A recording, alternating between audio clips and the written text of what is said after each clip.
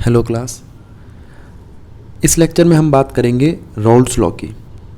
Raoult's law कहता है partial vapour pressure of each component in solution is directly proportional to its mole fraction. अगर हम बात करें कि सॉल्यूट और सॉल्वेंट ये दो चीज़ें हैं जिनका मोल फ्रैक्शन है काई ए और काई बी, ठीक है।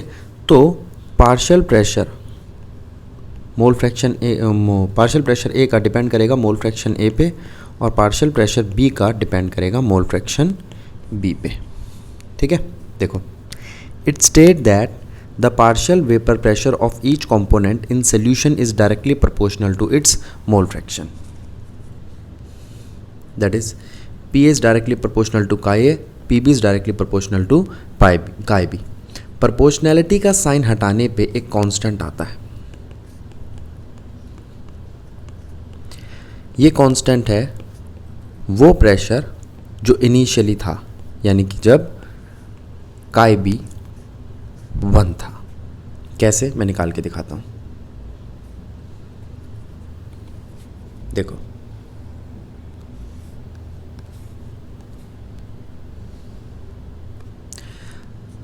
इनिशियली जब हमने सॉल्यूट डाला ही नहीं था सॉल्यूशन में, तो वहाँ पर मोल फ्रैक्शन सॉल्वेंट का 1 था और मोल फ्रैक्शन सॉल्यूट का 0 था, ठीक है। और जो प्रेशर था वो टोटल प्रेशर ए का ही था, यानी कि ए का प्रेशर इनिशियली P0A था, ठीक है। अब हम जानते हैं PA is directly proportional to chi A. Proportionality का साइन हटाएंगे तो कांस्टेंट क्या आएगा, देखो, ठीक है। अगर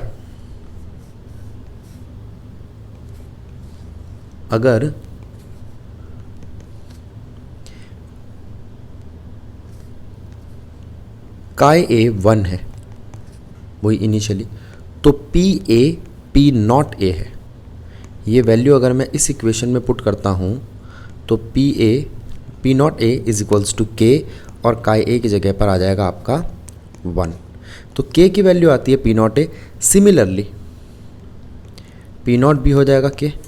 तो अब जहाँ पर हमारा K कांस्टेंट आना था, यानी कि यहाँ पे उस K कांस्टेंट की जगह हम रखेंगे P0B B केस के लिए और P0A A केस के लिए। तो नया एक्सप्रेशन जो आया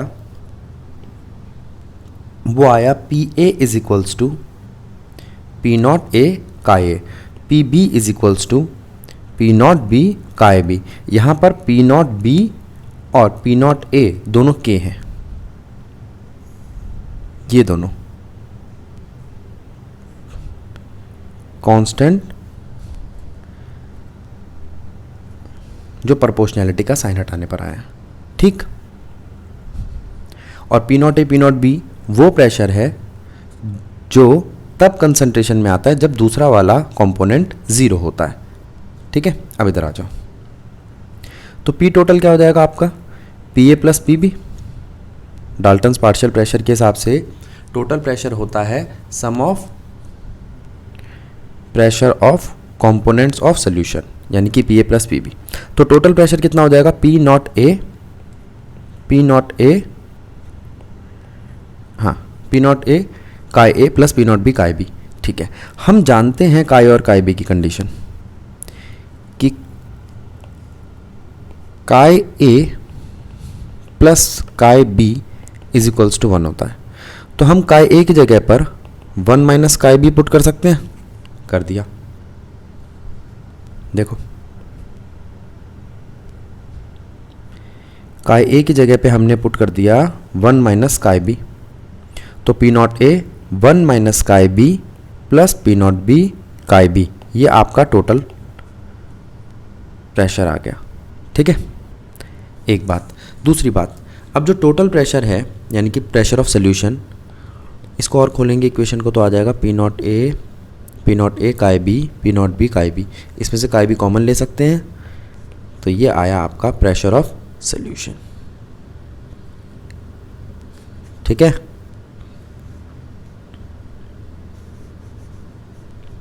देखो, प्रेशर ऑफ सॉल्यूशन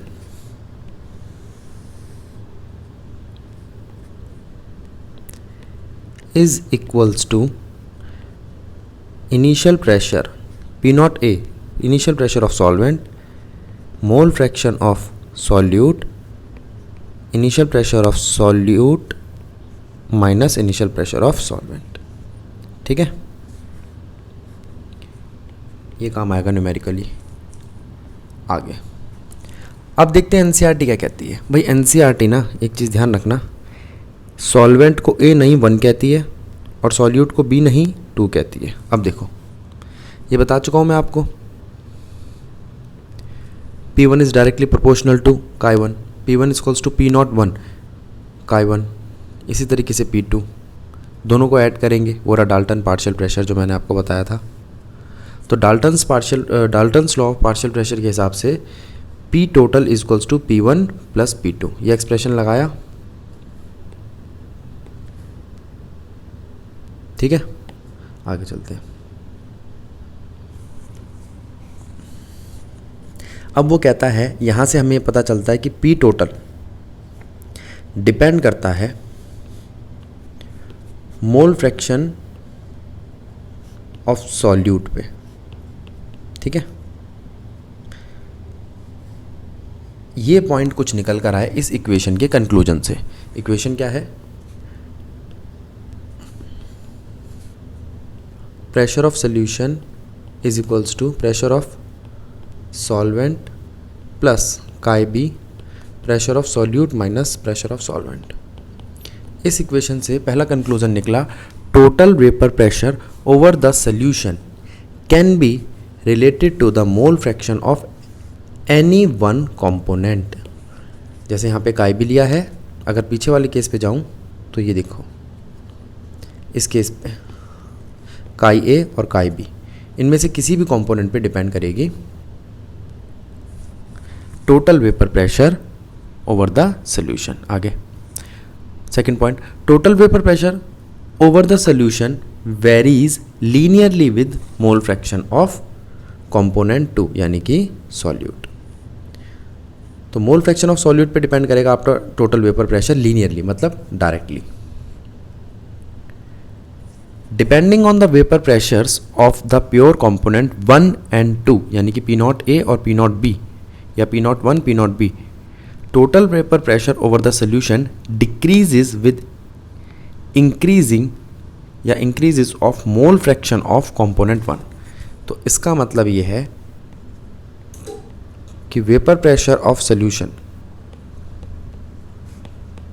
डिक्रीज करेगा जैसे जैसे मोल फ्रैक्शन A का बढ़ेगा। ठीक है, इनवर्सली B के बढ़ने से तो इंक्रीज कर रहा था, सॉल्यूट का मोल फ्रैक्शन बढ़ने से वेपर प्रेशर इंक्रीज कर रहा था सॉल्यूशन का, और सॉल्वेंट का बढ़ने से डिक्रीज करेगा। ठीक है,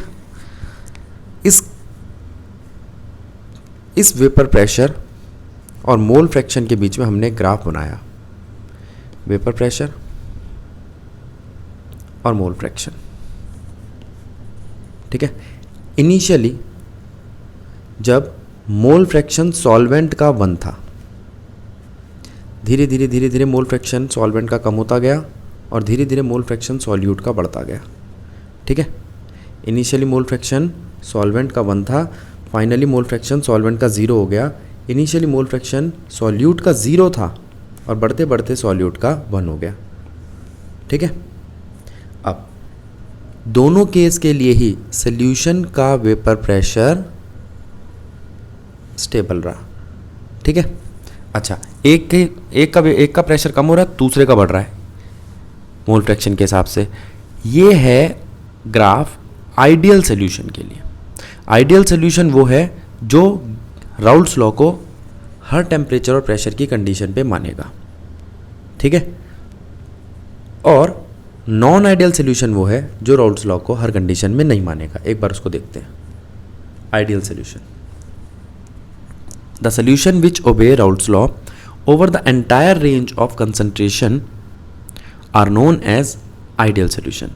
The ideal solutions have two other important properties. पहला, यहाँ पर मिक्सचर की एंथैल्पी में कोई चेंज नहीं आता और मिक्सचर के वॉल्यूम में भी कोई खास चेंज नहीं आता. यानी कि आप सॉल्यूट और सॉल्वेंट को ऐड करते हो तो उनकी ऐड करने के बाद जो सोल्यूशन आता है उसमें कोई नई एंथैल्पी, चेंज इन एंथैल्पी नहीं आती. ठीक है. It means that no heat is absorbed or evolved when the components are mixed. Also, the volume of the solution would be equal to the sum of volume of the two components. तो मिलाने के बाद दोनों components का जो volume आना चाहिए उसमें भी कोई चेंज नहीं आएगा. The molecular level, at molecular level, ideal behavior of the solution can be explained by the considering the two component A and B. ठीक है. अब इसका क्या करेगा ये कहता है भाई आप मान लो A ये सॉल्वेंट है, B ये सॉल्यूट है. अगर सॉल्वेंट की इंटरेक्शन सॉल्यूट की इंटरेक्शन इक्वल है सॉल्यूट की इंटरेक्शन के. ठीक है. तो सॉल्यूट की इंटरेक्शन अगर इक्वल है सॉल्यूट यानी कि सॉल्यूशन की इंटरेक्शन के, तो आपका सॉल्यूशन आइडियल है. तो वो राउल्ट्स लॉ को मानेगा. ठीक है. देखो ये लिखा, देखते हैं. At molecular level ideal behaviour of the solution can be explain by the considering true components A and B. In pure components the intermolecular interactions will be types of AA यानी कि solvent BB यानी कि solute whereas in binary solution in addition to these two interactions AB type, binary में दोनों मिलाकर AB type हो जाएंगे. if the intermolecular attraction force between AA and BB are nearly equal to AB, this leads to the formation of ideal solution. A perfectly ideal solution is rare, but some solutions are nearly ideal in behavior. For example, normal hexane with normal heptane or bromoethane with chloroethane. ठीक है. Benzene with टॉलीन इस category में आते हैं. ठीक है. तो ये तो बात हुई आइडियल की. अब नॉन आइडियल सोल्यूशन की बात करें तो when a solution does not obey Raoult's law over the entire range of concentration, then it is called non-ideal solution. The vapor pressure of such solution is either higher or lower than that preceding by the Raoult's law. तो जो vapour pressure होता है उन solution का या तो ज़्यादा होता है या कम होता है. ठीक है. इक्वल नहीं होता Raoult's law के हिसाब से. If it is higher, then solution exhibit positive deviation. If it is lower, then solution exhibit negative deviation from the Raoult's law. अब देखो वो कह रहा है भैया आपका चेंज इन एंथैल्पी यानी कि डेल्टा H 0 के इक्वल नहीं होगा नॉन आइडियल सोल्यूशन के लिए और delta B change in volume भी 0 के इक्वल नहीं होगा. ठीक है. ये या तो 0 से बड़ा हो सकता है या छोटा हो सकता है, दोनों केस में से कोई भी हो सकता है. ठीक है.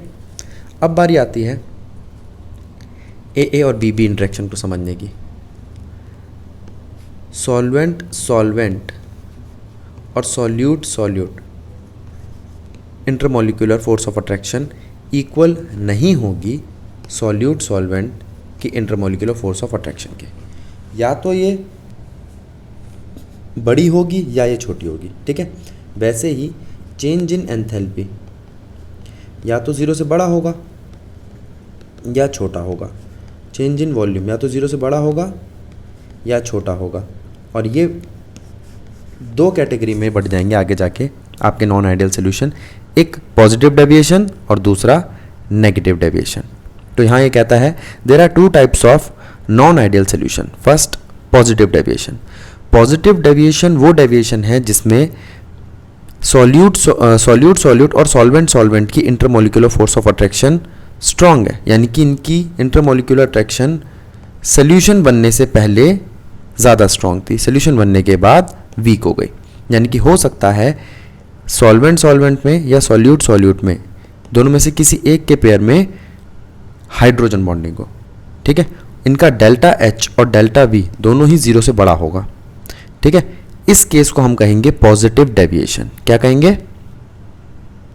पॉजिटिव डेविएशन, ठीक है। पॉजिटिव डेविएशन में ये वेपर प्रेशर का ग्राफ आइडियल बिहेवियर से थोड़ा सा पॉजिटिवली डेविएट कर जाता है। जो अब बना है ये पॉजिटिव डेविएशन है, और ये जो ब्लू कलर का बना हुआ है या डॉटेड लाइन से जो बना रहा हूँ ये आइडियल बिहेवियर है वेपर प्रेशर का मोल फ्रैक्शन के साथ, ठीक है। नेगेटिव डेविएशन में क्या होता है? इधर देखो, नेगेटिव डेविएशन में सॉल्वेंट सॉल्वेंट और सॉल्यूट सॉल्यूट की इंटरेक्शन वीक होती है सॉल्यूशन की इंटरेक्शन से, ठीक। डेल्टा एच मिक्सचर का 0 से छोटा होता है या डेल्टा वी भी मिक्सचर का 0 से छोटा होता है। इसमें आइडियल बिहेवियर से ग्राफ नेगेटिव की तरफ डेविएट हो जाता है, यानी कि थोड़ा गिर जाता है वेपर प्रेशर और मोल फ्रैक्शन का ग्राफ, ठीक है।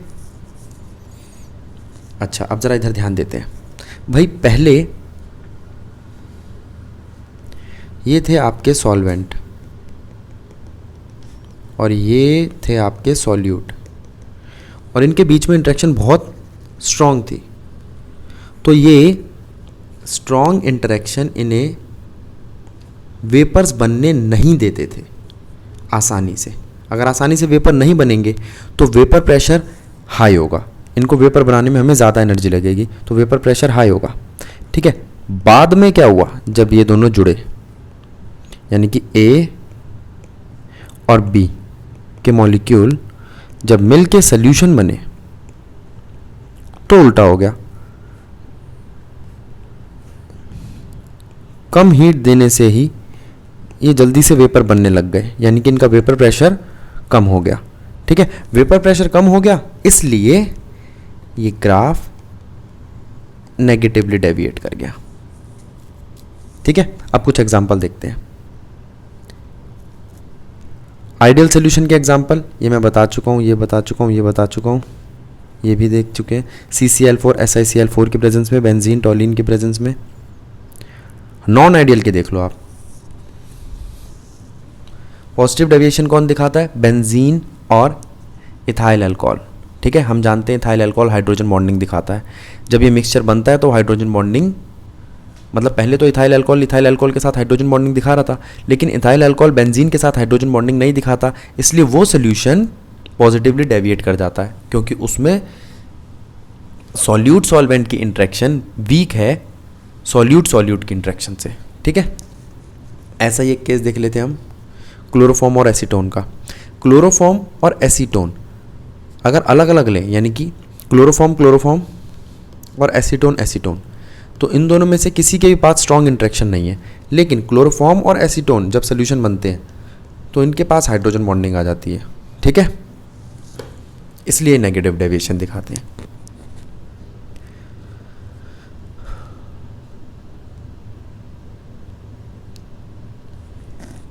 तो ये था आपका राउल्ट्स लॉ, ठीक है, और डेविएशन ऑफ राउल्ट्स लॉ। इसके आगे हम करेंगे नेक्स्ट क्लास में।